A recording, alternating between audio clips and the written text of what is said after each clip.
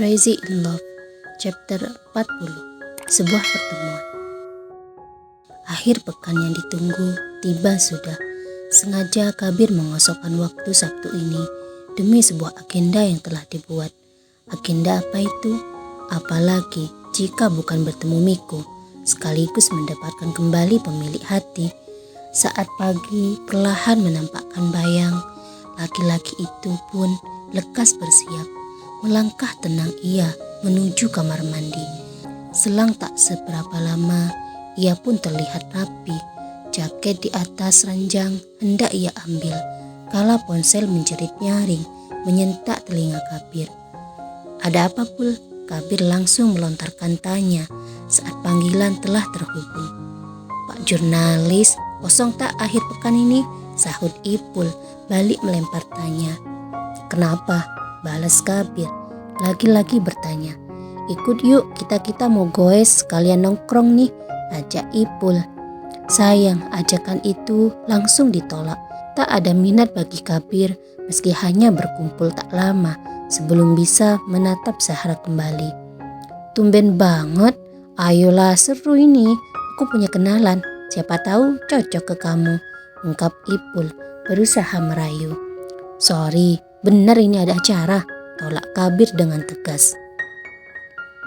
Oke, jika sudah tak bisa diganggu gugat," kata Ipul akhirnya menyerah.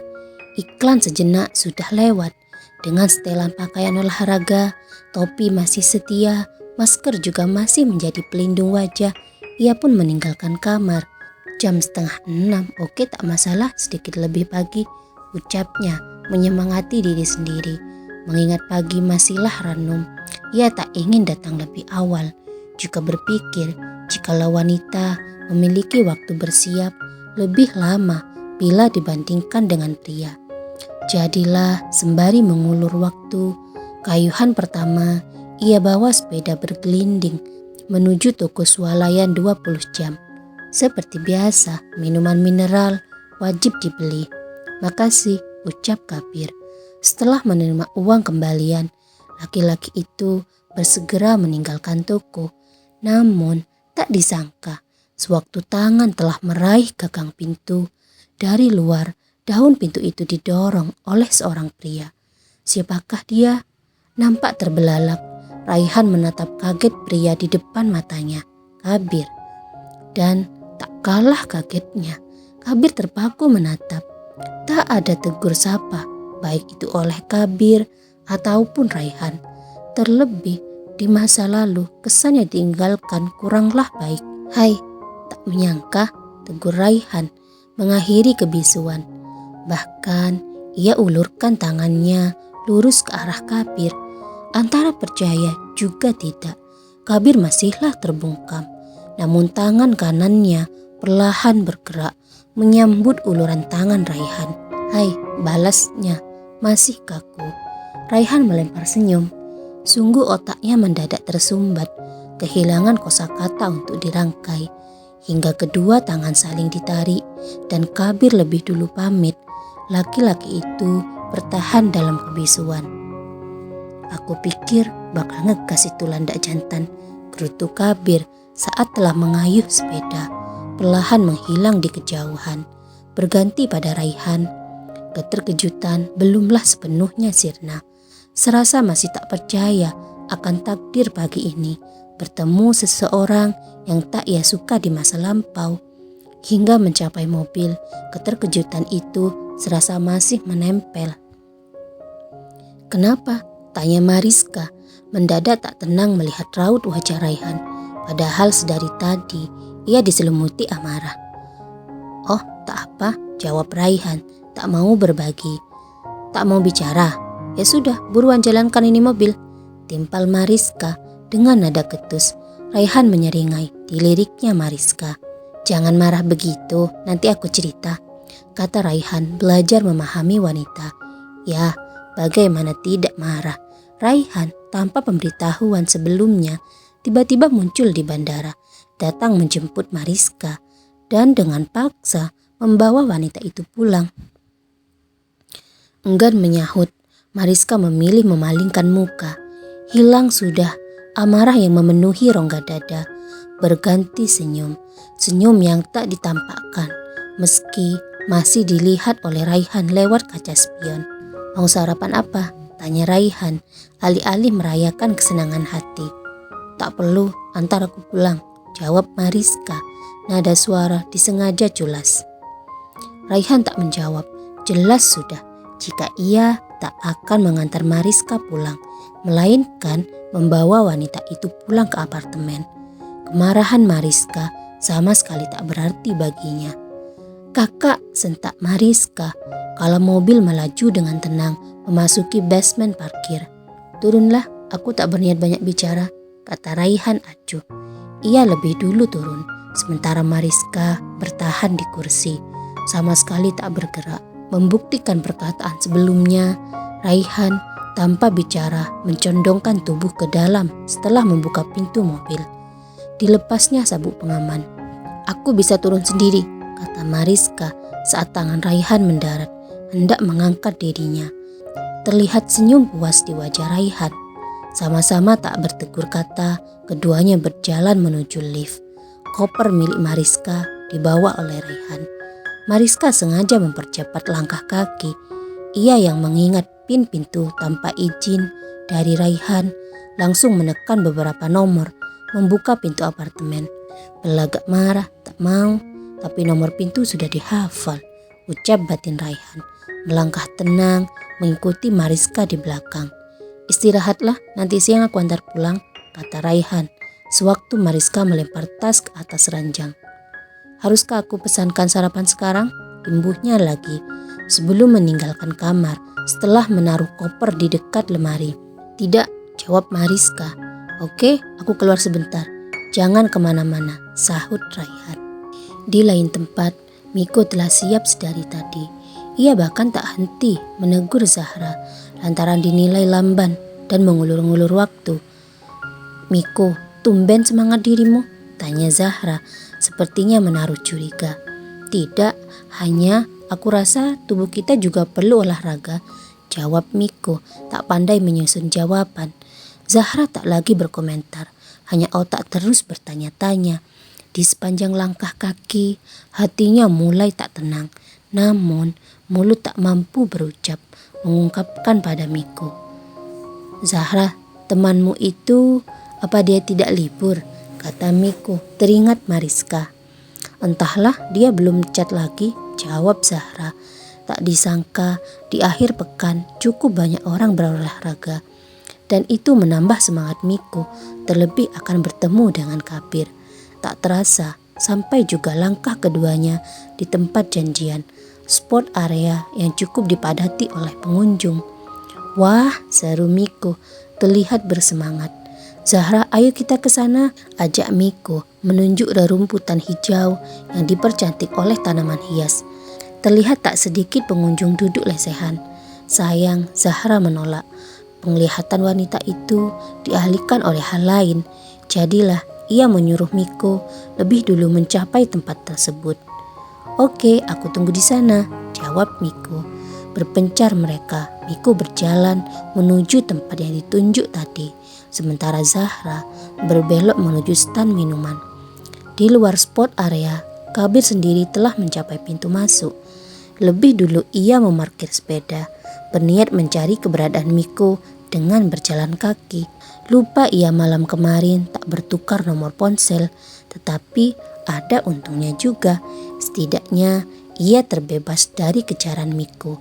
Ya, pastilah Miko akan terus menghubungi dirinya, pikir Kabir menerka. "Kesini tidak ya?" seru Kabir, mulai frustasi setelah berjalan cukup jauh, namun belum mendapati Miko. Terus kaki ia tuntut berjalan menyusuri sport area tersebut. Mulai dari wahana bermain, olahraga, berjalan kaki, hingga kawasan hijau ia telusuri. Mungkin banyaknya pengunjung mengkaburkan pandangannya.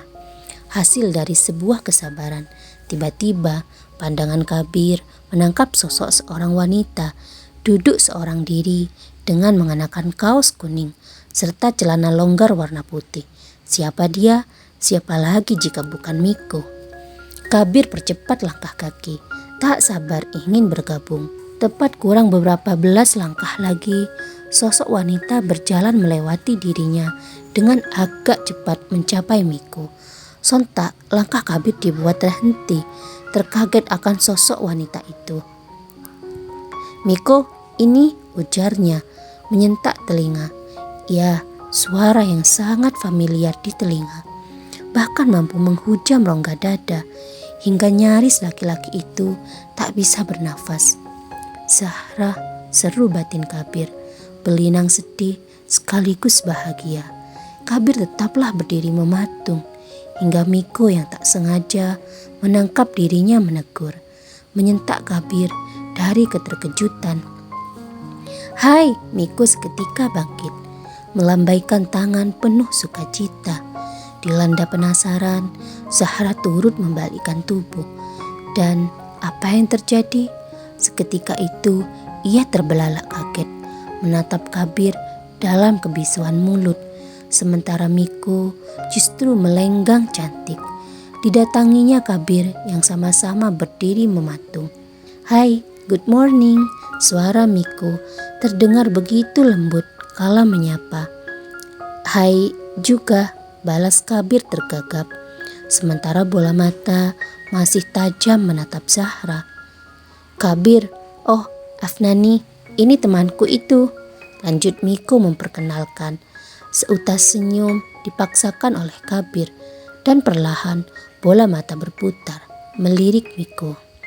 Zahra di tempatnya berdiri seketika tertunduk, menyembunyikan wajahnya yang mulai memerah lantaran tegang. "Oh," seru Kabir bingung. Kecemasan mendadak melanda Zahra. Tak ingin Kabir buka mulut mengenai dirinya. Spontan Zahra melangkah maju, mengulurkan tangan kanannya seraya memperkenalkan diri, berlagak tak mengenal. "Hai, saya Zahra," ucapnya dengan menggunakan bahasa formal. Sekali lagi bola mata Kabir bergerak ke tepi, berganti haluan dan mencuri pandang. Dalam keraguan, ia pun menyambut uluran tangan Zahra. Mungkin haruslah demikian alur yang ditempuh, batin Kabir berucap. "Saya Kabir," ucapnya rendah. "Oh Kabir, maksudku Afnani, perkenalkan tempat ini pada kita berdua," celetuk Miko menyela duanya. Kabir juga Zahra sama-sama memalingkan pandangan, namun kedua tangan masihlah bersalaman. Miko melempar senyum, hendak ia mengawali langkah, kala bola matanya menangkap dua tangan yang masih terpaut. "Aku rasa lepaskan dulu tangan kalian," tegurnya tak menaruh curiga. Apa? Dua pasang telinga gosong bak disambar petir kala mendengar teguran barusan. Mendadak grogi, dua anak Adam itu malah salah tingkah. Dengan kompaknya mereka menarik tangan masing-masing, juga sama-sama memalingkan muka. "Haruskah kita berada di depan? Siapakah targetnya di sini?" celetuk Miko lagi, memecahkan kecanggungan. Kabir tak menimpali, hanya kaki diperintahkan melangkah, lalu disusul oleh Miko kemudian. Zahra memilih berjalan di baris paling belakang, membiarkan Miko berjalan berdampingan dengan Kabir. Sepanjang langkah kaki, Miko banyak mengajukan tanya. Artinya ia sangat aktif membuat obrolan, meski Kabir sendiri tak kaku dalam berinteraksi. Zahra, kenapa kamu di belakang?" tegur Miko mendadak menoleh ke belakang. Kala tersadar ia berjalan berdua saja. Kabir mencuri kesempatan, kepalanya juga menengok ke belakang, mencuri pandang. Dengan senyum hambar yang dipaksakan, Zahra berusaha bersikap tenang kala menjawab. "Itu karena aku tak ingin mengganggu kalian." Ucapan Zahra entah kenapa menggores hati Kabir. Mendadak dirundung sedih itu hati. Namun keadaan tak membolehkan dirinya meluapkan segala yang tersimpan. Mungkin diam, mengalah sementara waktu, sembari memikirkan cara bagaimana yang harus diambil adalah pilihan terbaik. "Ayolah Zahra," Miko mendadak tak nyaman hati. Apakah langkah kita terhenti di sini? Balas Zahra mengakhiri perdebatan. Syukurlah Miko tak berkeras diri. Dengan suasana hati yang masihlah sama, ia menggandeng Kabir, melanjutkan langkah kaki. Lihatlah itu jajanan, tunjuk Miko pada stan jajanan yang berjejer rapi di ujung pintu keluar. Aku rasa perutku sudah harus diisi, lanjutnya. Ayo aku traktir, timpal Kabir. Bersama-sama mereka menyeret kaki menuju stan jajanan. Zahra di belakang turut mengikuti langkah keduanya seperti penguntit. Setelah mencapai stan, nampak Miko mulai kebingungan. Lewat Kabir, ia meminta pendapat sekaligus mengakrabkan diri. Dan sepertinya keberadaan Zahra mulai dilupakan. Aku rasa itu enak dan cocok buat pengganjal perut, kata Kabir menunjuk stan jajanan tradisional. Oh Zahra, apa yang hendak kamu beli? Imbuh Kabir tak sungkan melempar tanya. Anggaplah itu trik dia mencari celah mengajak bicara Zahra. Ia yang diajak bicara sepenuhnya belumlah siap, lebih tepatnya terkaget. Mulutnya yang sedari tadi istirahat bertambah kaku untuk menjawab. Iya Zahra, yang mana yang ingin dibeli? Tambah Miko. Apa saja, jawab Zahra. Mendadak itu mulut bersuara. Selangkah mengambil kesempatan untuk kedua kalinya, Kabir berusaha bersikap dominan. Ia tanpa diminta membeli jajanan yang tadi ia tawarkan. Tak lupa ia juga membeli jajanan berbeda teruntuk Zahra. Miko, ini, kata Kabir menyerahkan. Zahra, ini untukmu, imbuh Kabir menyerahkan sebungkus jajanan. Dalam kebisuan, Zahra terlihat ragu-ragu mengambil bungkusan jajanan yang diberikan. Sementara Kabir dalam senyapnya mengawasi bahasa tubuh Zahra, termasuk kala tangan wanita itu bergerak maju mengambil bungkusan jajanan yang disodorkan. Terima kasih, ucapnya hambar terdengar. Dari tempat jajanan, Kabir membawa dua wanita itu duduk di tempat yang cukuplah rindang. Dan masih dengan formasi yang sama, Zahra memilih berada di belakang.